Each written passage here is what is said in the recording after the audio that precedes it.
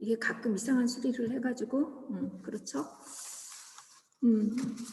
여러분, 우리 한 사람 한 사람은 지금 이 자리에 있기까지 그동안 수많은 사람들을 만났고 작든 크든 수많은 사건들을 경험하면서 살아왔으리라 믿습니다.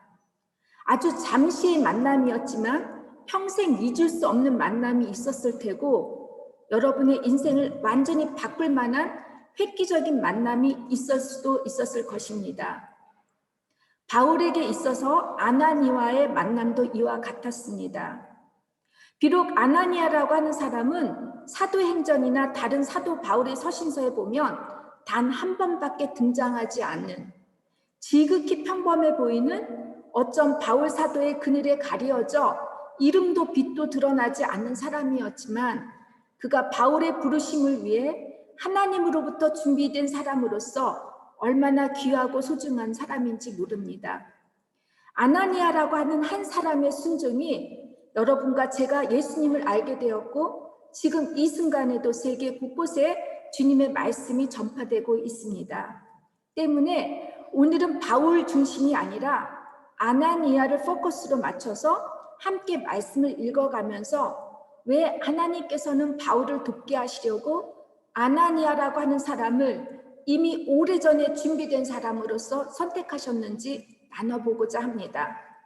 그리고 아나니아를 통해 준비된 자가 갖추어야 할 태도는 무엇이고 우리가 취할 자세는 무엇인지 생각해 보면서 나 한 사람도 그 누군가를 위해 준비된 자이고 그 누구도 나를 위해 준비된 자였다는 것을 묵상하면서 은혜를 받는 시간이 되었으면 합니다. 여호와는 은혜로우시다라고 하는 뜻을 가진 아나니아라고 하는 이름을 가진 사람은 사도행전에 딱 3사람이 나옵니다. 지난번 우리가 함께 나눴던 아나니와 삽비라 그 부부의 이야기에서 그 아나니아의 이야기와 또 바울을 로마 벨릭스 총독에 소송한 예루살렘의 제사장이었던 아나니아가 있고 지금 본문에 등장하는 아나니아입니다. 바울은 다메섹 도상에서 예수님을 인격적으로 만나고 나서 시력을 잃어버린 채 사흘간 식음을 전폐하고 회개 기도를 하고 있는 동안에 하나님께서는 동시에 바울을 홀로 내버려 두지 않으시고 그를 위해 이미 아나니아라고 하는 사람을 준비하고 계셨습니다. 지금 이 시간은 도대체 아나니아라고 하는 사람이 어땠길래 하나님께서 아나니아를 선택했는지 여러분과 함께 묵상해 보겠습니다. 첫째, 아나니아는 하나님과 그리스도인들 앞에 인정을 받는 사람이었습니다. 사도행전 22장 12절에 보면 소아시아에서 온 유대인들의 소송 앞에 바울은 자신을 변호할 때 아나니아에 대해서 이렇게 얘기를 합니다. 아나니아는 율법에 따라 경건한 사람으로서 거기 사는 모든 유대인들에게 칭찬을 받느니라고 소개를 합니다. 스테반도 빌립도 예수님의 제자들은 모두 경건하고 사람들에게 칭찬을 받았다고 누가는 기록하고 있습니다. 즉 하나님과 주님을 믿는 사람들에게 인정받고 선한 영향을 미치는 사람들이라는 것입니다. 여러분, 모든 유대인들이라고 하지만 이 사람들을 알 수 있는 것은 특별히 같은 공동체 안에 있는 사람들이 누구보다도 잘 알 것입니다. 세상 사람들이 아닙니다. 주님의 자녀인 우리들은 세상적 기준과 판단보다 더 높은 기준으로 사람을 봐야 합니다. 아무리 세상적 지식이 좋고 재산이 많고 막강한 힘을 갖고 있는 사람이라 할지라도 그가 하나님을 알지 못하면 그가 갖고 있는 소유는 말할 것도 없고 그가 가진 모든 것이 헛되고 헛된 것임을 잘 알고 있습니다. 제가 이제 60을 바라보는 나이가 되다 보니까 이 모든 것이 정말 헛되고 헛된 것임을 깨닫게 됩니다. 우리 그리스도인들은 윤리적 도덕적 가치를 뛰어넘어 그 최고의 사랑, 예수님의 십자가의 사랑으로 용서받은 존재이기에 사람을 보는 눈도 이와 같아야 된다고 생각합니다. 그래서 사람을 판단하고 정죄하는 사람이 아니라 원수까지도 사랑하는 사람을 그리고 인정하고 칭찬해야 하고 예수님을 닮아 교만하지 않고 겸손한 사람들을 우리는 존경해야 합니다. 하지만 많은 그리스도인들은 하나님께 인정받기보다는 어떻게 하면 사람으로부터 인정을 받으려고 하는지 여러분 죽어라 고생하며 애쓰며 살고 있지 않습니까? 사실 하나님으로부터 인정을 받지 못하는 사람은 사람으로부터 인정받는 게 쉽지 않습니다. 아무리 인정을 받는다 해도 그거는 거짓이고 가짜일 것입니다. 어떤 그리스도인들은 교회 안에서의 생활이 다르고 교회 밖에서의 생활이 다릅니다. 세상 사람들이 그래서 우리가 하나님을 믿는 사람인지 구분을 못합니다. 여러분 밖에 나가서 내가 하나님을 믿는 사람인지 아닌지 물어봤을 때 모두가 너는 하나님을 믿는 사람이야 라고 말하면 여러분은 하나님을 잘 믿었고, 아무것도 모른다면 여러분은 여러분의 인생을 다시 한번 살펴봤으면 합니다. 세상 사람들이 사는 가치관과 하나도 다를 바 없이 똑같이 살고, 아니 더 못되게 살기에 하나님을 믿는 사람인지 정말 쇼크를 합니다. 이 사람이 하나님을 믿었던 사람인지, 그죠? 저는 어려서부터 저희 아버지에 대해서 교회를 다니는 분이나 안 다니는 분들이 김 장로님은 법 없이도 살 수 있는 분이야 라는 이야기를 듣고 자랐습니다. 그런 아버지가 집에서는 우리들에게 참 엄격하셨고 고지식해 보여 제가 불만이 많았었는데, 이제 이렇게 나이가 들고 보니까, 그리고 또 아버지의 나이가 이쯤 되다 보니까 저희 아버지가 정말 참 귀하게 그리스도인으로 살았다는 생각이 들면서 그 아버지가 참 그립습니다. 여러분 어제 뉴스를 보니까 어떤 한 음식점에서 옆 테이블에 다른 손님을 앉혔다는 이유로 식당 주인에게 방역 수칙을 어겼다며 입에 담지 못할 욕을 하고 도리어 협박을 하며 환불해달라고 요구를 했는데, 알고 봤더니 이분이 문학 작가의 목사님이었다는 거예요. 쇼크를 먹죠, 그죠? 세상 사람들이 이 사람이 그냥 목사가 아니었다면 그렇게 못된 사람이라고 할 수 있는데, 이 사람이 문학 작가의 목사라니까 얼마나 많은 사람이 놀랐겠습니까? 코로나로 인하여 소상공인들이 요즘에 얼마나 어려움을 겪고 있는 시대에 그것도 그 식당 주인이 방역 수칙을 잘 지켰고 본인들이 안 지켰다고 해요. 테이블에 가림막을 설치했음에도 불구하고 이렇게 막무가내인 사람이 그리스도인이라고 하고 목사라고 하니까 가뜩이나 요즘에 기독교인의 반감을 갖고 있는 우리나라 사람들에게 그 사람들의 그 분노에 기름을 부은 것이 된 것 같아서 정말 참 유감스럽고, 이 분노가 인터넷에 핫하다고 하는데 여러분의 모습은 그래도 낫겠죠, 그죠? 세상 사람보다 더 못되고 악한 사람이 바로 여러분과 저라고 할 때 적어도 세상 사람이 보는 윤리적, 도덕적 가치보다 더 못된 짓을 하고 죄를 깨닫지도 못한다면 아예 하나님을 믿는 기독교인이라는 말을 하지 말았으면 좋겠습니다. 차라리 목사직을 그만두는 한이 있더라도 이게 하나님을 욕먹이는 일이 아닙니까? 그러나 여러분 다행인 것은 우리 신앙인들 중에는 이름도 소리도 없이 빛을 드러내며 사는 사람이 훨씬 더 많다고 생각합니다. 제가 간접적으로 알고 있는 한 여자 권사님이 그렇습니다. 양순희 권사님이라고 하시는데 이분은 지금 수천한 지 아주 오래되어서 이 세상에 살고 계신 분이 아닙니다. 이 양순희 권사님은 제가 직접 만나 뵙지는 못했고 동생을 통해서 들었는데, 제가 이분이 들었던 그 내용이 확실한지 알기 위해서 어제 동생과 잠시 이분에 대해서 통화를 하면서 이분의 삶을 다시 한번 제가 되새겨 봤는데, 여러분 이 양순희 권사님은 결혼한 지 2년이 되었을 때 남편이 교통사고로 돌아가셨다고 해요. 그래서 이제 홀로의 몸으로 서울에 올라오셨는데, 이분은 많이 배우신 것도 그리고 자식도 없이 이제 이분이 서울에 있는 어떤 외국인 회사에서 청소부로 일을 하셨다고 합니다. 20여 년간 회사에서 일을 하시면서 얼마나 성실하게 일을 하셨던지 외국인 그 셰프나 외국인들 사람들이나 또 그 회사에 소속된 많은 회사 직원들에게 칭찬을 받고 매해 5년마다 이렇게 이제 회사에서 주는 근로상이라든가 모범상을 받았다고 합니다.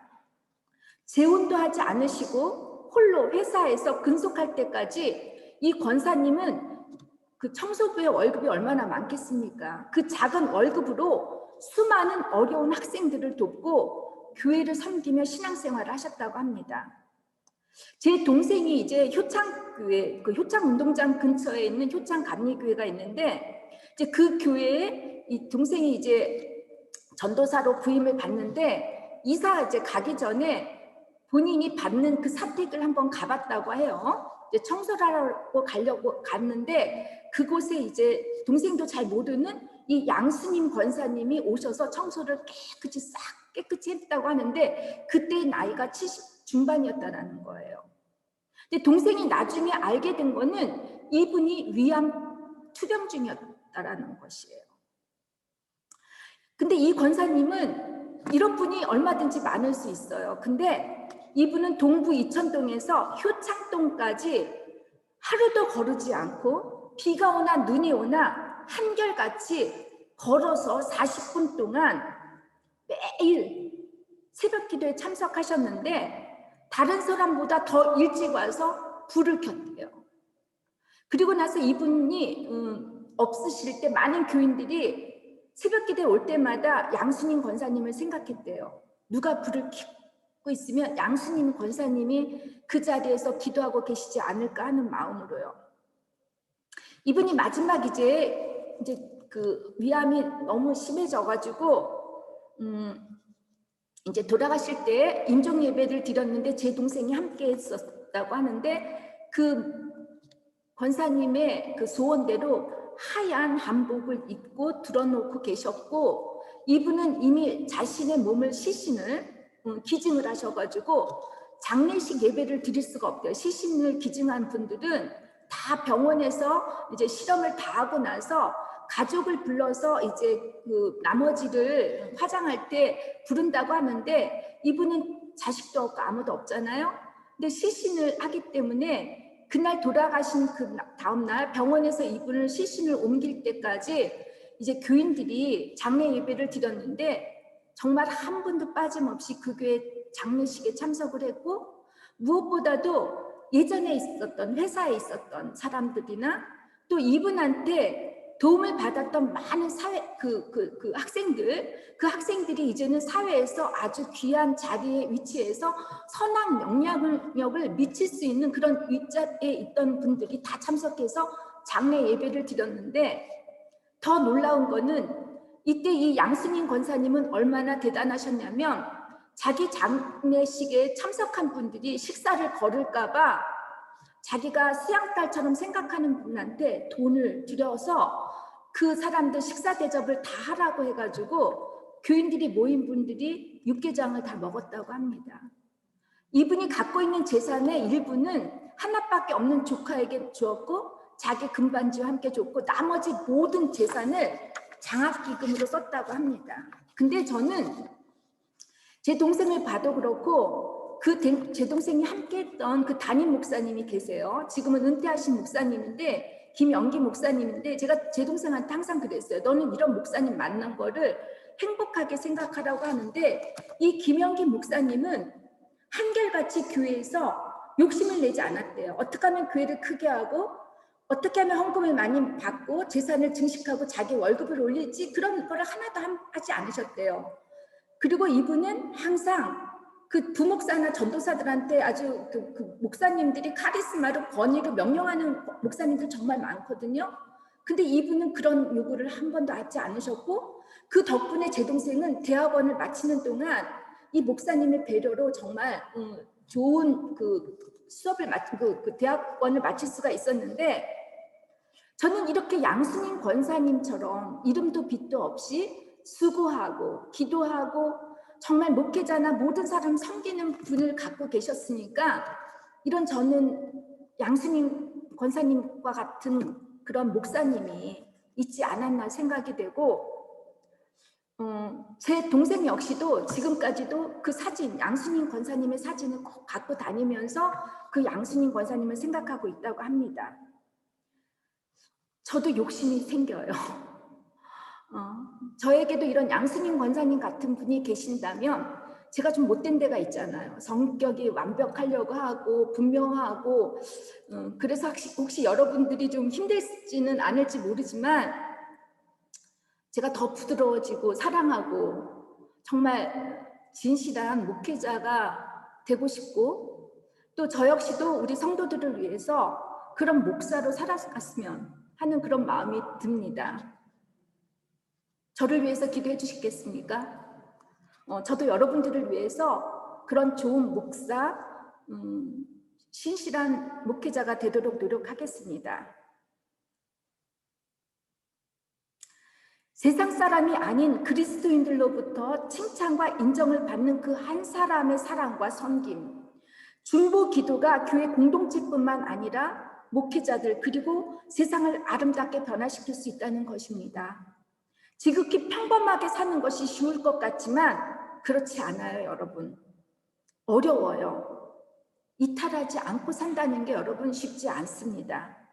우리 신앙인의 입장에서 말하면 죄를 짓지 않고 산다는 거예요. 그렇죠? 여러분과 저는 진실로 하나님께 인정받고 주님의 자녀들로부터 칭찬받는 성도가 되길 진심으로 축원합니다. 둘째, 하나님께서 바울을 위해 아나니아를 선택하시고 준비케 하신 이유는 아나니아는 기도의 사람이었습니다. 10절에 보니까 담에석에 있는 제자 아나니아에게 주께서 환상 중에 그의 이름을 부르십니다. 아나니아야 하시거늘 대답하여 주여 내가 여기 있나이다. 이 말씀으로 미뤄보건대 아나니아는 평소에 기도로 하나님과 깊이 교제하였던 사람인 것으로 짐작할 수 있습니다. 성경에서 보면 하나님의 많은 사람들은 모두 성령 안에서 꿈과 환상을 통해 하나님의 부르심을 받고 하나님의 지시를 따랐습니다. 꿈과 환상은 하나님의 특별한 계시 방법입니다. 아브람도 야곱도 요셉도 그리고 많은 선지자들도 그랬습니다. 여러분 기도하셨을 때 마음속에 떠오르는 어떤 내적 확신이나 영적인 깨달음 같은 것을 느껴보시고 체험해 보신 적이 있을 것입니다. 없으십니까? 없으신 분들은 한번 반성 좀 해보셔야 되겠어요. 물론 기도의 응답일 수 있습니다. 그런데 여러분 환상은 좀 다릅니다. 마치 잠들 때나 이렇게 잠들 때 꾸는 꿈이나 그림이나 사진 등 어떤 특정한 상징들이 기도할 때 볼 수 있습니다. 환상은 기도가 마치 생활의 습관인 분들에게 잘 나타납니다. 기도가 일상생활의 습관인 분들에게는 하루에 보통 한 끼라도 먹지 않으면 배고픔을 견디지 못하듯이 기도를 하지 않으면 영적으로 많이 불편해하시고 불안해하시는 분들입니다. 여러분 불편하고 불안하십니까? 그렇지 않다면 여러분 또다시 한번 생각해 보시기 바랍니다. 이런 영적 환상들 다음으로 이어지는 기도의 단계는 하나님의 음성을 듣는 것인데 어떤 분들은 성경 말씀을 통해서 어떤 분들은 마음의 소리로 어떤 분들은 생생한 음성으로 듣는 경우가 있습니다. 근데 여러분 무당들도 귀신의 소리를 들을 수 있고 뭔가를 보기 때문에 우리가 영적 판단과 영적 분별력이 매우 중요합니다. 하나님께서는 인격적이신 분이시기 때문에 말씀하실 때 어떤 공포나 두려움을 심어주지 않습니다. 무당들은 뭐라고 해요? 너가 구슬하지 않으면 너의 죽은 조상들이 벌을 준다거나 이렇게 하지 않습니까? 베개를 요가라고 말씀하시지만 판단과 정죄의 언어로 말씀하지 않으십니다. 정죄와 판단은 하나님의 영역이기 때문에 우리가 하나님을 대신해서 누군가를 정죄하고 판단하시는 것을 하나님이 원하지 않으시고 허락지도 않습니다. 왜냐하면 우리가 그 언어를 사용할 때 이미 하나님의 자리에 서 있기 때문에 우리가 교만해질 수 있습니다. 기도하시는 분들 중에 겁박을 하시는 분들이 있다면 우리가 조심해야 할 것입니다. 하나님은 겁박하시는 분이 아니시고 우리가 숨기고 있는 죄와 잘못된 양심을 깨닫게 해주실 때 인격적으로 알려주십니다. 너 이렇게 안 하면 너 죽을 거야. 이런 식으로 하나님 말씀하지 않으십니다. 때문에 우리가 그 누군가를 위해 중보 기도할 때 주님의 음성을 들었다면서 먼저 주님이 주시는 메시지 안에 정말 사랑이 들어있는지, 하나님의 긍휼함이, 용서하심이, 사랑하심이 들어있는지 잘 살피고 분별할 줄 알아야 합니다. 설령 주님의 음성 안에 경고와 책망이 들어있다 할지라도 영혼을 살리기 위한 핵심과 의미가 무엇인지 성경 말씀을 통해서 잘 구별할 줄 알아야 합니다. 영적 판단과 분별력을 갖기 위해서는 평소에 늘 영적으로 깨어 있어야 합니다. 그러기 위해서는 여러분 하나님의 말씀을 가까이 하면서 바른 말씀의 해석과 끊임없는 하나님과의 대화와 교제, 기도의 생활이 필요합니다. 기도의 응답을 받았다고 간증하시는 분들의 고백을 들어보면 자신들의 성격이나 평소의 생각들이 그대로 드러나는 경우가 있는데 혹시 내가 원하고 듣고자 하는 내적인 음성이 하나님의 음성인지 착각하고 있지는 않은지 늘 자제하고 조심하면서 주님께 묻고 또 물어보시는 여러분이 되기를 부탁드립니다. 여러분, 코로나 팬데믹이 이제 1년이 넘어갔습니다. 많은 사람들이 팬데믹 이후를 걱정하고 두려워합니다. 불확실하기 때문입니다. 주중에 우리가 이제 아프리카 선교를 전달하기 위해 이용욱 집사님과 함께 미션 21에 그 찐먼만 목사님을 만났습니다. 이 찐먼만 목사님께서 페루와 아프리카의 심각한 상황을 알려주시면서 아프리카 같은 경우는 이제 메뚜기 때까지 이제 만나서 모든 곡식과 식물들이 황폐해서 수많은 사람들이 이제 코로나 질병뿐만이 아니라 굶주림에 시달리고 고통을 받고 있다고 하는데 이 와중에도 종족 전쟁이 계속 일어나고 있다고 합니다. 찐만만 목사님께서 애프터 코로나가 참 걱정된다고 하는데 제가 지난주 목요일 성경 공부를 인도하면서 많은 사람들이 이 애프터 코로나를 걱정하고 있습니다. 스위스도 이분의 말씀에 의하면 국가교회에 소속된 인원이 줄어드는데 텔레비전이나 인터넷 미디어에서 이렇게 방송하는 예배의 설교의 그 참가자는 크게 늘어났다라고 하는데 많은 사람들이 이제 교회가 필요 없어지고 교회 공동체가 필요 없어지는 때가 된 것 같아요. 가나안 교인들이 독일이나 스위스, 한국에서도 많이 증가한다는 것이죠. 코로나는 어쩜 교회 공동체들에게는 영적 빈곤이고 기근이 될 수 있을지는 모르겠지만 우리가 이 시간에 신앙을 각자 점검해보는 귀한 기회일 수도 있다고 생각합니다. 우리가 영적으로 깨어 있어야 할 이 시간, 이 시대에 여러분과 저는 하나님의 환상과 하나님의 음성을 듣고 하나님께서 원하고 바라시는 복음의 전도자로서 예배자로서 그 누군가를 위해 잘 준비할 수 있는 사람들이 되기를 주님의 이름으로 축원합니다. 제자 아나니아는 평소에 하나님의 말씀을 깊이 묵상하며 기도로 하나님과 친밀한 교제를 나누는 자이었기에 환상 중에 나타나신 하나님의 부르심에 신속히 반응하게 됩니다. 어떤 분은 얘기를 해도 못 알아듣죠. 환상 중에 나타나신 주님의 음성을 먼저 듣고 주님의 음성임을 깨닫고 주여 내가 여기 있나이다라고 대답을 합니다. 기도의 대화 방법이죠. 듣고 깨닫고 대답을 하고 나서 마지막으로 하나님 뜻대로 순종하는 것이 기도를 하는 사람들의 모습입니다. 하나님께서 아나니아를 바울을 위해 준비하셨던 세 번째 이유는 그가 기도의 훈련을 통해 순종할 수 있는 사람이라는 것을 알고 계셨기 때문입니다. 사울이 식음을 전폐하고 아무것도 하지 못하고 기도만 하고 있을 때 하나님께서는 동시에 환상 중에 아나니아에게서 나타나셔서 바울을 만나라고 하십니다. 이에 대해 아나니아는 머뭇거리며 하나님께 바울이 어떤 사람인지 고합니다. 13절 14절에 나오죠. 예루살렘에서 주의 성도들에게 해를 끼치고 주의 이름을 부르는 모든 사람들을 결박하여 그 대제사장의 권한을 받은 사람이라고 주님께 이제 이해할 수 없다라고 이렇게 구합니다. 아마 사도 바울이 스데반의 그 순교를 했을 때 있었던 것처럼 많은 사람들에게 얼만큼 잔인하게 죽을 수 있는지가 많은 사람들의 입으로 전파되었을 것입니다. 여러분 참 부담 가는 말씀 아닙니까? 만나고 싶지 않은 사람, 상대하고 싶지 않은 사람입니다. 예수님을 믿는 자신의 형제와 자매를 죽이고 못살게 구는 바울을 용서하라고 하신다면 글쎄 용서는 할 수 있을지 모르겠는데 직접 그를 만나서 그에게 손을 대고 안수하라고 명령하시면 순종할 수 있겠습니까? 어떤 스터디에서 어떤 연구 발표에서 그러니까 데터와 가해자와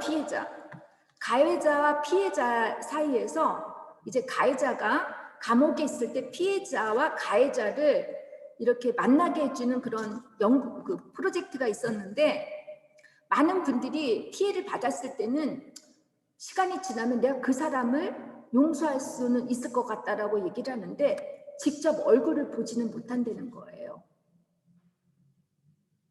자기가 어떻게 될지 모르니까 자기의 그 아픈 반응이 다시 자기를 고통스럽게 할까봐 만날 수가 없다라는 것이에요. 근데 그 사람에게 여러분 손을 대고 안수하라고 해봐요. 여러분 하실 수 있겠습니까? 어쩜 자신에게도 해를 가할지도 모를 사람인데 이 사람을 만나라고 한다면 쉽지 않을 것입니다. 아니 만난다고 하면은 어쩌면 정말 나이브한 사람들이 만날 수 있겠죠. 계산하지 않고 순진한 사람들이 만날 수는 있을 것 같은데 글쎄 여러분 만나실 수 있는지요? 여러분은 주님의 불편한 명령에 어떻게 반응을 하십니까? 도망치고 거부하고 싶지 않습니까? 가능한 이 잔을 내게서 옮겨 달라고 기도하실 것입니다. 신앙은 늘 반갑지 않은 하나님의 명령에 고민하고 갈등하고 씨름하면서 성숙해 가는 것 같아요. 아나니아의 머뭇거림에 하나님께서는 왜 그가 바울에게 가야 할지를 더 명확하게 알려주시는데 15절 16절 말씀입니다. 이 사람은 내 이름을 이방인과 임금들과 이스라엘 자손들에게 전하기 위하여 택한 나의 그릇이다. 그가 내 이름을 위하여 얼마나 고난을 받아야 할 것을 내가 그에게 보이리라고 이렇게 말씀하십니다. 바울이 하나님으로부터 어떤 사명을 받은 사람인지 이 아나니의 미션을 이제 구체적으로 알려주십니다. 주님께서 바울을 지명해서 이제부터는 박해자가 아닌 박해를 받는 자로서 살아가기 위해 지금 아나니아 너가 필요하다고 하실 때 아나니아는 더 이상 주님께 항변하지 않고 순종을 합니다. 성경은 주님의 제자가 되려는 사람들에게 제일 먼저 순종을 요구하십니다. 아무에게나 순종을 요구하시는 것이 아니라 주님을 믿고 주님을 사랑하는 사람에게 요구하십니다. 하나님의 말씀에 순종하는 것은 단지 지적인 동의나 강한 감정이 아니라 나의 삶 전체가 하나님께 속해 있다는 의지이고 삶의 태도입니다. 그런데 우리는 순종에 대해서 이렇게 말을 할 때 불편해합니다. 순종이 마치 하기 어려운 것을 해야 하고 싫은 것을 어쩔 수 없이 해야 하는 의무감으로 생각하는 분들이 많습니다. 우리가 어떤 일을 할 때 그 일을 하게 된 동기와 실제로 실행을 옮기는 행위가 함께 작용을 합니다. 예를 들면 우리가 밥을 먹을 때 이 배고픈 것, 배고파서 먹는 것, 이 배고픈 것은 동기가 될 수 있고 밥을 먹는 건 행위가 되는데 이 둘을 떠낼 수가 없습니다. 그죠? 마찬가지로 순종도 그렇습니다. 어떤 동기가 있어야 하는데 많은 신앙인들은 이 동기를 의무로 오해를 하고 있습니다. 어떤 권위에 압력에 의해 하기 싫은 것을 해야 한다는 의무감에 사로잡혀 있는 게 여러분 순종이 아닙니다. 하나님이 무서워서 어떻게 될까 봐 이렇게 해서 순종하는 것은 그거는 겁박이지 순종이 아닙니다. 순종은 사랑과 연관을 가지고 있습니다. 주님을 사랑하기 때문에 하나님과 나와의 건강한 인격 관계 속에서 전적인 신뢰와 믿음 속에서 능동적으로 행하는 것이 바로 순종입니다. 바울은 로마서 1장 5절에 우리가 은혜를 받는 것도 사도의 직분을 받는 것도 이방인들을 순종하게 하기 위하여라고 고백을 합니다. 즉 예수님의 순종이 우리를 의롭게 하셨으니 우리도 의에 대하여 순종할 때 의로워지고 다른 사람도 의롭게 할 수 있다라는 것입니다. 여러분, 예를 들면 우리 아들이 이제 어렸을 때 높은 곳에 있어요. 근데 걔가 위험해요. 높은 데 있으면. 뭐 저는 지금 뭐 등치가 작아서 그런데 만약에 아빠들이 아들한테 너 이리 떠내려 오라고 그러면 아이들이 나 무서워서 못 내려가겠어. 그리고 그렇게 하겠습니까? 지금 애가 너무 위험할 때 있으면 아빠가 나 여기 있어. 너 뛰어내려 하면 우리 아이들은 어떻게 하죠? 아빠 얼굴만 봐요. 상황 안 봐요. 즉시 행해요. 만약에 아들들이 우리 자녀들이 아빠를 신뢰하지 못한다면, 그래서 떠내리지 않으면 이거는 아버지와 자녀와의 관계가 글쎄요. 이게 우리 잘 생각해야 되지 않겠습니까? 바로 무조건 그 아버지와 평소에 또 엄마와의 평소에 이 인격적인 관계, 사랑의 관계가 잘 이루어진다면 우리 아이들은 두말할 거 없이 뛰어내립니다. 그래서 야고보는 우리 그리스도인들에게 말씀만 듣기만 하지 말고 행하는 자가 되어야 한다고 경고하셨습니다. 순종은 한마디로 하나님의 사랑을 전적으로 신뢰하고 믿는 믿음을 삶 속의 행위로 적용하는 것입니다. 믿는 믿음이 생활에 전혀 행위로 나타나지 않으면 그 믿음은 여러분 죽은 믿음입니다. 이렇게 행위로 나타나는 순종을 통하여 하나님은 역사하십니다. 아나니아를 하나님께서 바울을 위해 준비하신 사람으로서 바울에게 보내신 마지막 이유는 그가 성령이 충만했고 성령의 능력을 행할 수 있는 사람이었기 때문입니다. 사도 바울이 예수님을 인격적으로 만나고부터 혼자서 아무것도 먹지도 마시지도 보지도 못하고 고립되어 있습니다. 여러분, 지금까지 그가 함께했던 그 열성 유대인들에게는 바울은 어떤 사람이 되었겠습니까? 배신자가 되었겠죠. 또 주님을 믿는 사람들에게 이 사람은 박해자로서 많은 사람들이 두려움하고 있는 사람입니다. 바울을 환영해 줄 사람이 하나도 없습니다. 그는 사흘 동안 극심한 혼란과 혼돈 상태에 빠져 있었을 것입니다. 바울의 사흘간의 그 어둠과 혼란 속에서 하나님은 그를 하나님의 사람으로 빚으시고 계셨습니다. 박해자에서 박해받는 사람으로, 가해자에서 고난을 받는 사람으로 그의 인생이 180도 바뀌게 하셨습니다.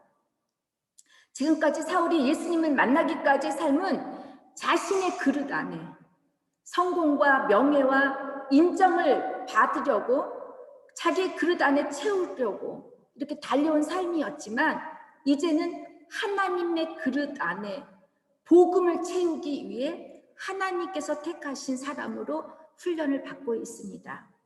혹시 여러분들 중에 내 인생이 지금 깊은 터널을 지나가는 것처럼 아무런 답도 없고 불안하고 고통스럽다고 생각하시면서 하루하루를 보내고 계신 분들이 있습니까? 여러분, 이 시간은 하나님께서 여러분을 방치하는 것이 아닙니다. 하나님의 계획대로 여러분을 하나님의 사람으로 빚으시고 만들고 계시기 때문에 낙심하지 마시기를 바랍니다. 여러분을 위해서 아나니아가 있습니다. 담에색에 홀로 있는 바울을 위해 하나님께서는 아나니아를 보내주셔서 그로 하여금 바울을 이제 어떻게 했는지 17절에서 18절에 기록되어 있습니다. 아나니아는 바울에게 찾아가서 바울을 안수하고 말을 합니다. 형제 사울아, 주 곧 내가 오는 길에서 나타나셨던 예수께서 나를 보내어 너로 다시 보게 하고 성령으로 충만하게 하신다고 하니까 사울의 눈에서 비늘 같은 것이 벗어져 다시 보게 되었다고 합니다. 사울의 환상 속에서 들려주신 하나님의 음성과 동시에 아나니아에게 환상으로 보여주셨던 하나님의 말씀들이 일치하는 거죠. 이 일치하는 것을 서로가 나눌 때 여러분 어떻습니까? 소름 돋지 않아요? 그런 경험 없으십니까? 시간과 공간을 초월하신 하나님의 살아 계심을 여러분 실제로 경험하면 정말 원수처럼 여겼던 그 바울이 아나니가 주의 길을 같이 가는 형제가 되는 놀라운 역사가 일어납니다. 아나니가 바울의 몸에 손을 대었을 때 바울의 눈에서 비늘 같은 것이 떨어져 나가 다시 보게 되었고 바울이 세례를 받는 놀라운 역사가 일어납니다. 그동안 사울이 강팍했고 완고했던 마음을 아나니아가 사랑과 용서의 손으로 안수할 때 사울의 얼어붙었던 마음이 녹아지고 죄악의 비늘이 벗겨져 영의 눈이 뜨이게 되는 것입니다. 오늘은 저희 바젤 한인선교교회에 일하실 세 분의 목장님들과 세 분의 집사님을 추가로 임명하는 그 예배를 드리게 되면서 아나니아의 이야기를 전하게 되는 것은 저는 우연이 아니라고 생각합니다. 사울을 새로운 사도로서 세우는데 쓰임받았던 예수의 제자 아나니아를 통해서 준비된 자로 사는 것이 여러분 어떤지 이렇게 나눠봤는데 어떠세요? 우리 모두가 목장으로서, 재직으로서, 집사로서, 그리고 성도로서 저희 바젤 한인선교교회에 만나서 함께 형제 자매로 공동체 생활을 하는 것은 우연이 아니라고 생각합니다. 여러분이 여기까지 오시기 위해 아나니아라고 하는 그 한 사람이 준비되어 있듯이 여러분 또한 그 한 사람을 위해 주님께서 준비된 자로 세워주셨다고 생각합니다. 믿습니까? 아나니아가 어떤 특별한 사람이 아니듯 자신의 자리에서 성령 충만함으로 기도했던 사람이듯이 여러분 또한 그 누군가를 위해 중보 기도해 주시기 바랍니다. 가장 꺼려지는 사람, 외면하고 싶은 사람을 찾아가서 치유의 손길이 되어준 아나니아처럼 그 한 사람을 찾아가서 형제 자매로 안아주고 다른 분들이 교회 공동체에 잘 적응할 수 있도록 또 정착할 수 있도록 도와주시기를 부탁드립니다. 아나니아가 바울을 살리고 또 바울의 영적 그 소견인 그 눈을 열게 해준 것처럼 여러분도 그 누군가의 영혼을 살리기 위해서 말씀으로 그분들의 영적 어두운 눈을 깨어주게 해야 합니다. 어둠 가운데 있는 사람에게 빛이 필요하듯이 그들이 다시 새롭게 볼 수 있도록 여러분 스스로가 빛이 되어야 합니다. 우리가 예수님이 뭐라 그랬죠? 너희들은 소금, 너희들은 빛이라고 했어요. Ihr seid Salz der Erde, Licht der Welt라고 얘기하셨습니다. 그러기 위해서는 날마다 말씀을 묵상하고 말씀 속에서 하나님의 음성을 들을 수 있어야 하고 말씀 안에서 주시는 주님의 지혜와 사랑으로 다른 사람들을 잘 양육할 수 있어야 합니다. 나보다 더 크게 하나님 나라를 위해 쓰임받을 그 한 사람을 세우기 위해서 여러분 조연자가 되어도 상관없습니다. 아니 엑스트라가 되면 어떻습니까? 저는 하나님은 작은 것 하나에게 한 것이 하나님에게 한 것이라고 했듯이 우리 하나님은 판단하실 때 양을 따지지 않습니다. 우리의 마음을 보십니다. 그래서 이제 세 분의 목장님과 우리 집사님들, 재직분들 또한 우리 성도님들 모두가 이제는 우리 바젤 한인선교교회가 더 커다란 과제를 갖고 있다고 생각합니다. 코로나 이후에 어떻게 될지 모릅니다. 제가 알기로는 많은 사람들이 우울증에 빠져 있고 실업자가 되고 그런데도 옛날과는 틀리 하나님은 멀리하려고 합니다. 이럴 때 우리가 어떤 이 위치에서 우리 한국 사람들에게 어떤 신앙인으로서 대해줘야 될지는 여러분들 정말 각자가 늘 기도해 주시고 성령으로 깨어 있어서 성령으로 충만한 그런 삶을 살아가기를 주님의 이름으로 부탁드립니다. 이제 다 같이 기도하겠습니다. 주님 감사합니다. 제가 이곳까지 쓸 때까지는 하나님께서 아나니아라고 하는 많은 사람들을 저에게 붙여주셨습니다. 마찬가지 아닙니까? 하나님 우리 모두도 누군가에 준비되어 있는 그 한 사람이 되게 해주시고 그 한 사람을 위해서 내 삶을 불사라 다 나눠줬다라면 우리는 하나님 앞에 잘 산 것이라고 생각합니다. 늘 우리가 빛이고 소금인 것을 잊지 말게 하시고 하나님 준비된 자 오늘 아나니아와 같은 그런 사람이 될 수 있도록 저희들을 붙잡아 주시옵소서. 주님 감사하고 예수님의 이름으로 기도드립니다. 아멘. 지금은 우리를 버리지 아니하시고 함께 하시는 성자 예수 그리스도의 은혜와 무한하신 하나님의 사랑하심과 우리를 진리 가운데로 인도하시는 성령의 감화와 감동하심과 교통하심이 이제로부터 영원히 함께 하시기를 간절히 축원하옵나이다. 아멘.